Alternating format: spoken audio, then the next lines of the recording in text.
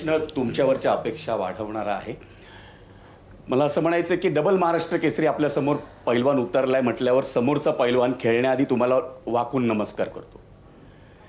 जेव्हा आपण रुस्तमे हिंद म्हणतो तेव्हा आपल्याकडे गामा आठवतात, आपल्याला विराजदार मामा आठवतात, दादू मामा आठवतात, नागराळे आठवतात. हिंद केसरी म्हटलं की आपल्याला मारुती माने आठवतात, गणपत आंदळकर आठवतात, खंचनाळे आठवतात, अशी सगळी मंडळी आपल्याला आठवतात.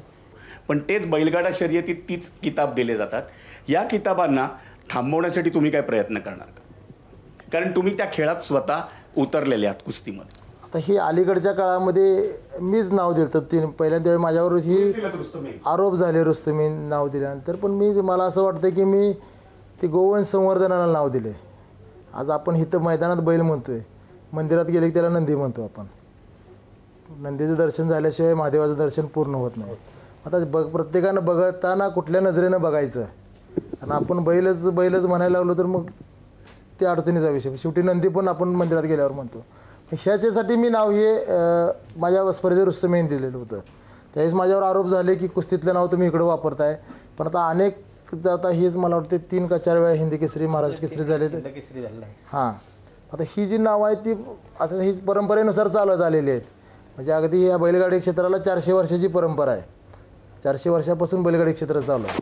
कुस्तीचंही तसंच आहे. पण आता मग त्यातनं आपण काय पर्याय करायचा, ही शेवटी बैलगाडीची क्षेत्रातील लोक म्हणजे सिनियर लोक आहेत आणि कुस्ती क्षेत्रातली ही बसून ह्यावर काहीतरी तोडगा काढला पाहिजे. ग्रामीण साहित्य एवढं मोठं आहे, आर्थिक उलाढाल एवढी मोठी होते, ग्रामीण साहित्यातल्या लेखकांसाठी स्पर्धा छोटीशी करून टाका नावांसाठी. कुठली स्पर्धा जिंकली तर घरामध्ये पोरांना जर काही जिंकलं तर घरामध्ये लगेच त्याचं कौतुकासाठी गोडाधोडाचे 2 पदार्थ होतात, काहीतरी होतं. तुमच्याकडं बैलानं जिंकल्यानंतर काय असतं? बैलाचं कौतुक करण्यासाठी काय करता? आता खरं पाहिलं तर नुसतं आमचं स्वतःचं कुटुंबच नाही तर पूर्ण गाव जल्लोष करतं. ज्या दिवशी इकडं बरोबर 11:30 वाजता बैल पळून आले आणि त्याचं अनाउन्समेंट झाली 1 नंबर 2 नंबर कोणाचे, हे 12 वाजता, तर गावामध्ये फटाके आणि तुम्हाला सांगतो गोडधोड म्हणजे जे काही घरात आहे, मग भले साखर जरी असली ती साखर वाटून आणि फटाके फोडून इतका मोठा जल्लोष झाला गावामध्ये. सगळ्या गावातले लोक जमा झालेले होते. आणि विशेष तुम्ही अगोदर बोलल्याप्रमाणे टीव्हीवरती लाईव्ह चालू होतं, म्हणून प्रत्येकाच्या घराघरात पाहत होते. जसं येईल खंचा 1 नंबर झाला, सगळं गाव बाहेर आलं.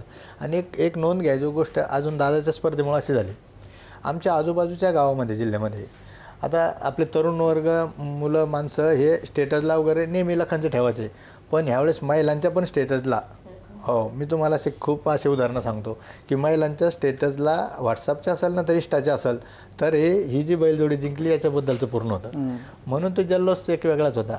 तुमच्याकडे काय केला जल्लोष? साहेब आम्ही जल्लोष तर सगळेच करते, पण आम्ही बैल पळाय जाताना पण घरातून त्याची पूजा करून त्याला आरती करून घेऊन जातो. आणि पळून आला का नाही तो विजय झाला म्हणून येऊन घरी त्याची पूजा करणे, आरती करणे, त्याला काय गोड खायला चारणे आणि मग काय असेल ते आपण जेवण करणे. अच्छा, तुमच्याकडे काय असतं? काय प्रत्येक गावात डिजिटल लागलेत सगळ्यांचे. अच्छा,